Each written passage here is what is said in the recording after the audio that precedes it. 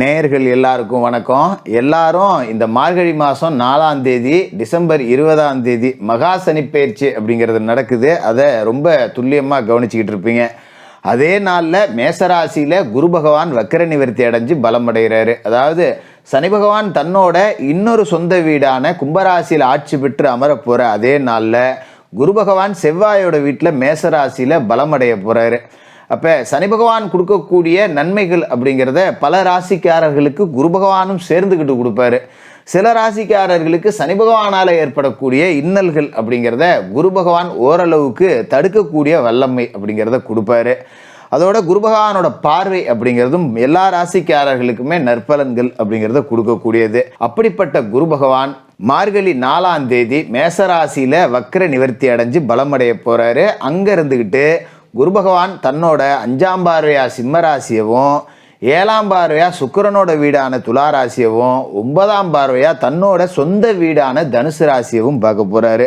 இந்த குரு பகவானோட வக்கர நிவர்த்தி, இந்த குரு பகவானோட பார்வைக்கு உண்டான பலம், இது எல்லாம் என்னென்ன ராசிக்காரர்களுக்கு நன்மையை கொடுக்க போகுது, எந்தெந்த ராசிக்காரர்களுக்கு சனி பகவான் கொடுக்கக்கூடிய கெடுபலன்கள்ல இருந்து காப்பாற்றி அருள போகுது அப்படிங்கிறது எல்லாத்தையும் இந்த வீடியோவில் நம்ம பார்க்க போகிறோம். மிதுன ராசி நேயர்களே, உங்களுக்கு இந்த குரு பகவானோட வக்கர நிவர்த்தி எப்படி இருக்குது அப்படின்னு பார்த்தோன்னா, பொதுவாகவே மிதுன ராசிக்காரர்களுக்கு இப்போ நேரம் நல்ல நேரம் தொடங்கிருச்சு. அதாவது இந்த மார்கழி மாதம் 4ஆம் தேதி குரு பகவான் வக்கர நிவர்த்தி அடைகிறாரு, சனி பகவான் பயிற்சி அடைகிறாரு.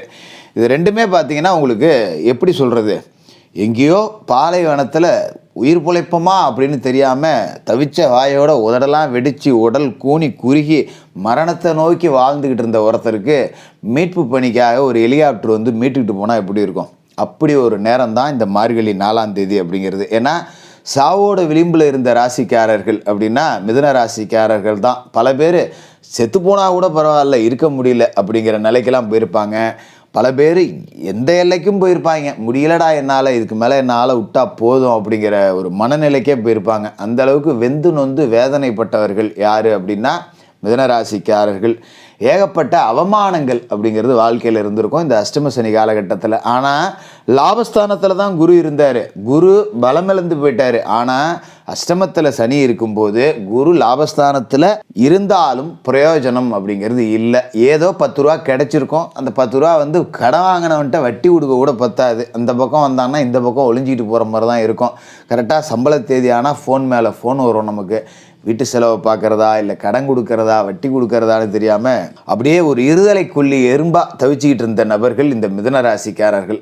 ஏகப்பட்ட அவமானங்கள், செய்யாத பழி நம்ம மேலே விழுந்திருக்கும். எந்த தப்புமே செஞ்சுருக்க மாட்டோம், ஆனால் பழி நம்ம மேலே விழுந்திருக்கும். ஊரே, சொந்த பந்தம், உறவுகள் யாருமே நம்மளை நம்பி இருக்க மாட்டாங்க. இன்னும் சொல்ல போனால் அவங்களும் சேர்ந்துக்கிட்டு நம்மளை குத்தம்தான் சொல்லியிருப்பாங்க. நிறைய பேர் முதுகுலையும் குத்தியிருப்பாங்க. இப்படி தான் ஓடிச்சு கடந்த காலம்.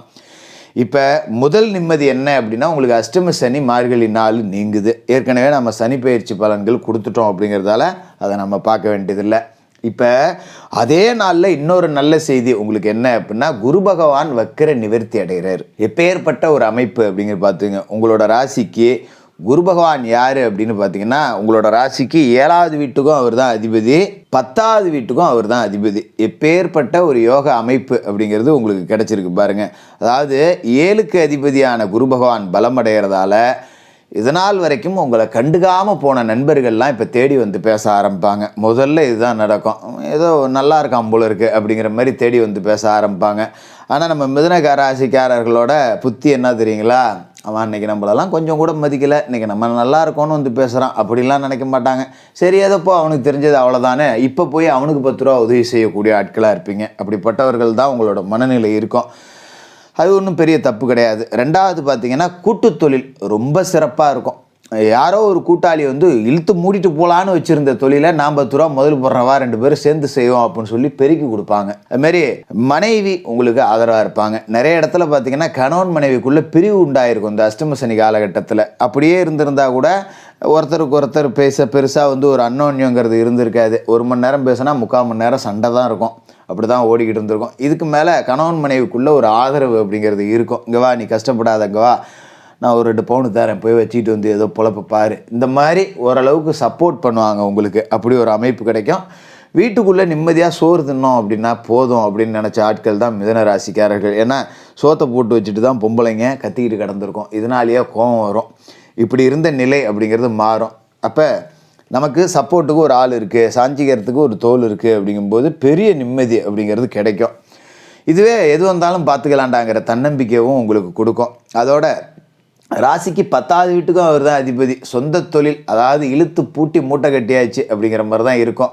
5 லட்சம் போச்சு, 10 லட்சம் போச்சு, 7 லட்சம் போச்சு, இப்படி நட்டப்பட்டவர்கள் தான் மிதுன ராசிக்காரர்களாக இருப்பாங்க.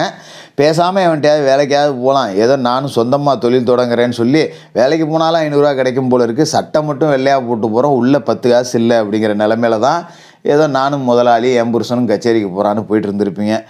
மூடி போட்டு வேலைக்கு போகலான்னு நினைக்கிற நேரத்தில் இப்போ தொழில் அப்படியே கொஞ்சம் உங்களை அப்படியே தலை தூக்கி பார்க்கும். பரவாயில்ல, இனிமேல் இந்த தொழிலை நம்ம ஜெயிச்சு காமிச்சிடலாம் அப்படிங்கிற தன்னம்பிக்கை உங்களுக்கு கிடைக்கும். இதன் மூலியமாக தொழில் வளர்ச்சி அப்படிங்கிறத அடைஞ்சு பெரிய ஒரு உச்சத்தை தொட போகிறீங்க. எந்த இடத்துல அவமானப்பட்டீங்களோ, யார் உங்களை துச்சமாக பேசுனாங்களோ, உங்களை மட்டம் தட்டி பேசுனாங்களோ, அவங்க முன்னாடி ஒரு விஸ்வரூபம் எடுத்து நீங்கள் நிமிர்ந்து நிற்பீங்க. அப்படி ஒரு யோக காலம் வந்திருக்கு. இந்த குரு பகவானோட பார்வை அப்படின்னு பார்த்தீங்கன்னா உங்களோட ராசிக்கு 3வது வீடாக இருக்கக்கூடிய சிம்ம ராசியில் விழுது. தைரிய வீரிய ஸ்தானத்தில் குருவோட பார்வை விழுவுது அப்படிங்கும்போது ஒரு அதீத தைரியம் அப்படிங்கிறது உங்களுக்கு வரும். எது வந்தாலும் பார்த்துக்கலாம்டா, எவ்வளவோ கஷ்டத்தை கடந்து வந்துட்டேன், இன்றைக்கி கொஞ்சம் நான் நல்லா இருக்கேன், இதுக்கு மேலே வா பார்த்துக்கலாம் அப்படின்னு சொல்லிட்டு ஒரு உச்சபட்ச நேர்மறை சக்தி அப்படிங்கிறது உங்ககிட்ட இருக்கும். சகோதரர்களோட ஆதரவு அப்படிங்கிறது ஆச்சரியத்தை கொடுக்கும்.